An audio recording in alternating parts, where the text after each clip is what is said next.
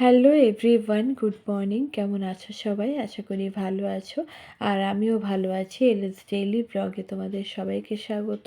উঠেছি অনেক সকালে, একদম সকাল থেকে পুরো কোমর বেঁধে কিন্তু কাজে লেগে পড়েছি। তার কারণ একটুও সময় নষ্ট করা যাবে না, মানে দুই মেয়েকে নিয়েই কখন কি ছুটতে হচ্ছে, ঠিক আছে? সেই জন্য তো যাই হোক, আজকে একটু রান্নাবান্নাও বেশি আছে। আর রান্নাবান্না তো করি আমি বাইরে, তো বাইরে বয়ে নিয়ে যাওয়া নিয়ে আসে, এটা প্রচুর সময় লেগে যায়। আর ওকে টাইমের মধ্যে দুপুরে ভাত দিতে হয়। তো যাই হোক, এদিকে আমি দেখো বেড কভারটা তুলে নিয়েছি। আজকে আমাদের এখানে পার্কিংয়ে এত পরিমাণে ধুলো, সেই জন্য আজকে বেড কভারটা তুলে নিলাম। তো বেড কভারটা তুলে দেখো আর একটা কাঁচা বেড কভার দিয়ে মানে আর কি পেতে রেখে দিচ্ছি। তো বেড কভারটা সুন্দর করে টান টান করে পেতে দিচ্ছি, তার কারণ পরিপাটি বিছানা আমার কিন্তু খুবই ভালো লাগে। আর আজকে বেশ রৌদ্র উঠেছে, সকালে দেখছিলাম যে একদম কুয়াশা। তো তখন দেখে মনে হচ্ছে যে না, হয়তো আজকে আর রৌদ্র উঠবে না, কিন্তু তারপরে কুয়াশা কেটে গিয়ে আস্তে আস্তে ঝলমল করছে রৌদ্র। তো যাই হোক, রৌদ্র না বেশ সুন্দর লাগে। আর আমার রৌদ্রটা বেশি পছন্দ, তার কারণ জামা কাপড়গুলো বেশ সুন্দর করে শুকিয়ে যায়, ঘর বাড়ি একদম শুকনো থাকে, সেই জন্যে। এদিকে দেখো বালিশগুলো আমি তুলে দিচ্ছি, আর মাম্মাকে আর কি খাওয়াতেও হবে। তো সেই জন্য ওকে একটু খাওয়াবার, ওদিকে কিন্তু ও দুষ্টুমি করছে, চেঁচামেচি, যাই হোক। তো এদিকে আমি বিছানাটা গোছাচ্ছি, আর মানে সমস্ত কাজের না পুরো মাথায় মানে এঁটে নিচ্ছি যে এরপরে কোন কাজটা করব, কোনটা করতে হবে, কোনটা এরকম। তো যাই হোক, মাদুরটাও তুলে নিলাম, আর এদিকে এবার ঘরটা ঝাড়ু লাগাবো। আর এই যে বেড কভার টপারগুলো রেখেছি, সেগুলোও কিন্তু এখন সার্ফে চটকাবো। আর এই যে পাপোশটা ঘর বাইরে থেকে ঝেড়ে এনে এখানটায় রেখে দিলাম। আর যখন আর কি ঘরটা ঝাড়ু লাগানো হয়ে যাবে, তখন এই জামা কাপড়গুলো নিয়ে আমি আর কি সার্ফে চটকিয়ে দেবো। তারপরে রান্না হয়ে গেলে যখন চান করব, তখন কেচে দেবো। তো দিনে কিন্তু 2 থেকে 3 বার আমার প্রতিদিন সার্ফে আর কি জামা কাপড় কাচতে হয়। এদিকে দেখো মাম্মা ঝাড়ুর সামনে এসে কি জ্বালাতন করছে, মানে ওকে নিয়ে এরকম প্রচুর বকতে হয়, তার মধ্যে আমাকে কাজ করতে হয়। আর প্রচুর ব্যস্তও আছে, আজকে 5টার থেকে মেয়ের পড়া আছে। তো আমাদের বাড়ির থেকে ওর পড়ার দূরত্বটা যেহেতু অনেকটা বেশি, সেই জন্য আমাকে বেরোতে হয় কিন্তু 4টে। তো তার আগে আর কি খাওয়া দাওয়া চান দান করে সব রেডি করতে হবে, যেহেতু মাম্মাকে কিন্তু প্রচুর পরিমাণে সময় দিতে হয়, সেই জন্য। তো যাই হোক, চলো কাজগুলো করি। সকালে সমস্ত বাসি কাজকর্ম সেরে চলে এসেছি রান্নাঘরে। তো আগে খাওয়া দাওয়া করব, তারপরে দুপুরে রান্না বসাবো। তো ওদিকে মোটামুটি সব কাটা হয়ে গেছে, কী কী রান্না হবে। এদিকে ফ্রিজে মাছ ছিল, এগুলো বোন আগের দিন নিয়ে এসেছিলো মায়ের ওখানে, তো মা আবার পাঠিয়ে দিয়েছে। তো এই মাছগুলোই রান্না করব। এটা হচ্ছে পাঙ্গাস ট্যাংরা, তো এটা আলু দিয়ে রান্না করব। আর এদিকে এনেছে চিকেন, তো চিকেনও রান্না করব। আজকে কিন্তু 2 রকম আইটেমের মাংস হচ্ছে। আর এদিকে হচ্ছে মাছ। তো যাই হোক, এই যে আলু টালুগুলো কেটে নিয়েছে, এদিকে আমার মশলাপাতিও কাটা রেডি হয়ে গেছে। তো চলো খাওয়া দাওয়া করে জালটা ধরাই।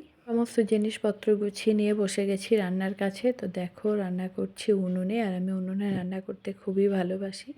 তো আমার মতো কে কে উনুনে রান্না করতে ভালোবাসো, আর তোমরা যারা উনুনে রান্না করো অবশ্যই উনুনের মজাটা বুঝবে রান্না করার। তো যাই হোক, এদিকে সুন্দর করে তেলটা আগে গরম করে নিয়েছি। আর আজকে যেহেতু 2 রকম মাংস আছে, 1 রকম মাছ আছে, তো তার জন্য প্রচুর আলু লাগবে এই রান্নাগুলো করতে। তো এই যে আলুগুলো আগে ভেজে নিচ্ছি। আর আমার জালটা জ্বলছে, দেখো তোমরা দেখলে বুঝতে পারবে আগুনটা। আর এদিকে আমাদের চারি সাইড কিন্তু পরিষ্কার হচ্ছে, তার কারণ আমাদের সামনে একটা অনুষ্ঠান। তো অনুষ্ঠানের জন্য পুরো বাড়ির সাইড টাইডগুলো পরিষ্কার করা হচ্ছে। আর এই যে একটা জোন নিয়ে বাবা আর কি মাটিগুলো সমান করে নিয়েছে, সেই মাটিগুলো আর কি আবার পিটিয়ে পিটিয়ে মানে সোজা মানে কী বলবো, ঠিকঠাক করে দিচ্ছে। আর এদিকে দেখো বেশ সুন্দর লাগছে, পরিষ্কার পরিচ্ছন্ন জায়গা, বেশ ভালো লাগে। আলুগুলো ভেজে তুলে তারপরে মাছগুলোও ভেজে নিয়েছি, তারপরে ওতে মশলা কষিয়ে আলুগুলো দিয়ে দিয়েছি। আর এখন সুন্দর করে মশলাটার সঙ্গে আলুগুলো দিয়েও কষিয়ে নিচ্ছে, আর বেশ তেলও ছেড়ে এসছে, তোমরা দেখলে বুঝতে পারবে। আর মশলার সঙ্গে সবজি তরকারি, যে কোনো তরকারি যদি ভালো করে কষিয়ে নেওয়া যায়, তো সেই তরকারির স্বাদ কিন্তু একটা অন্যরকম লাগে। তো আমি ঠিক সুন্দর করে দেখো কষিয়ে নিচ্ছে, আর তোমরা লক্ষ্য করলে বুঝতে পারবে যে হালকা তেলও কিন্তু ছেড়ে দিয়েছে। তো যাই হোক, এবার জল দেব, জল দিয়ে তারপরে যখন টকবক করে ফুটবে, তখনই আর কি মাছগুলো দিয়ে দেবো, যেহেতু এই মাছগুলো কিন্তু একটু জাল খায়, ঠিক আছে? আর আমি কোনোদিন এই মাছটা খাইনি, আজকে প্রথমবার খাবো। তো অবশ্যই কেমন লাগে বলবো। আর এটা হচ্ছে পাঙাশ ট্যাংরা, মানে আমার মায়ের কাছে শুনেছি যে এটা আলু দিয়ে মাংসের মতো করে রান্না করতে হয়। তো তোমরা কে কীভাবে রান্না করে একটু কমেন্ট করো। আর এদিকে বাকি মাংসের মশলাগুলো করা আছে মিক্সারে, আর এদিকে থালায় আছে পেঁয়াজ, টমেটো, লঙ্কা।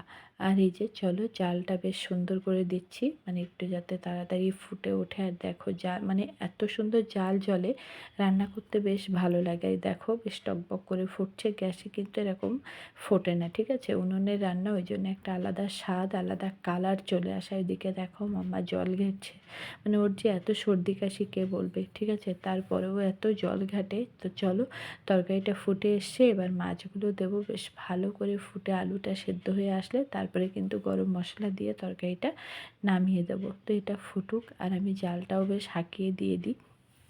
তো তারপরে চলো রান্নাগুলো করি।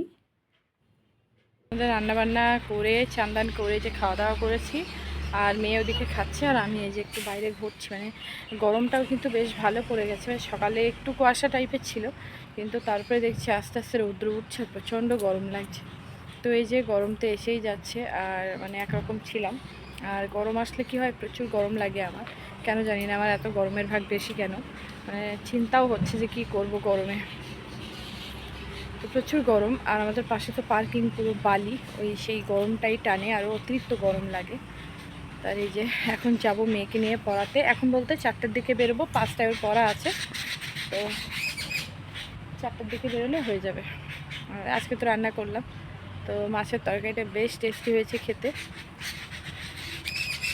আর বাইরে বেশ দেখো পাখির ডাক, বেশ সুন্দর হাওয়া। এটাই, এই ওয়েদারটা আমি বলি ঠিক আছে, কিন্তু এরপরে অতিরিক্ত যে গরমটা, সেটা একদম ভালো লাগে না। বাইরে একটু হাঁটছি, হেঁটে তারপরে একটু রেস্ট করে তারপরে গুছিয়ে বেরোবো। প্রচুর কাচাকুচি ছিল, আজকে যে বেড কভারটা তুলেছি সেটাও কেচে দিয়েছি। কালকে যদি মাম্মাকে আবার স্কুলে নিয়ে যাই, তো সেগুলো কাচাকুচি করতে পারলে লেট হয়ে যাবে, সেই জন্যে। আর মনে হয় কালকে কাকিমা আসতেও পারে, নাও আসতে পারে, কারণ কাকিমার শরীরটা ভালো না, তো সেই জন্যে। তো একটু ঘুরি। মা মেয়ে দুজনে বসে আছি অটোর মধ্যে, আর আমরা অটোয় করে কিন্তু এখন বাড়ি যাচ্ছি।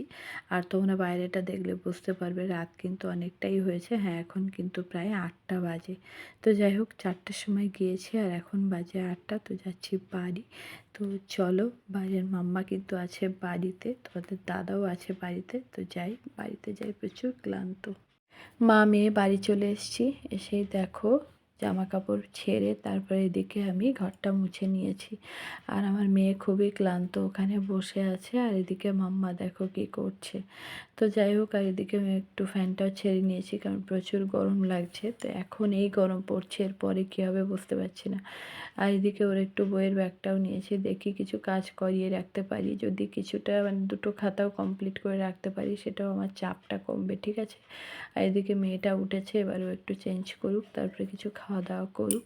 তো অনেকটাই রাত হয়ে গেছে। তো ভিডিওটা এখানেই শেষ করব, আর বেশি বড় করব না। তো ভালো লাগলে প্লিজ লাইক কমেন্ট করে দিও, আমার চ্যানেলটাকে সাবস্ক্রাইব করে আমার পাশে থেকো। তো দেখা হচ্ছে পরের ব্লগে। সবাই ভালো থেকো, সুস্থ থেকো, গুড নাইট। আর মাম্মা দেখো বই পড়বে না, ও দৌড়িয়ে পালিয়ে চলে গেল। তো চলো ওকে একটু ডেকে ডেকে বই পড়াই। টাটা।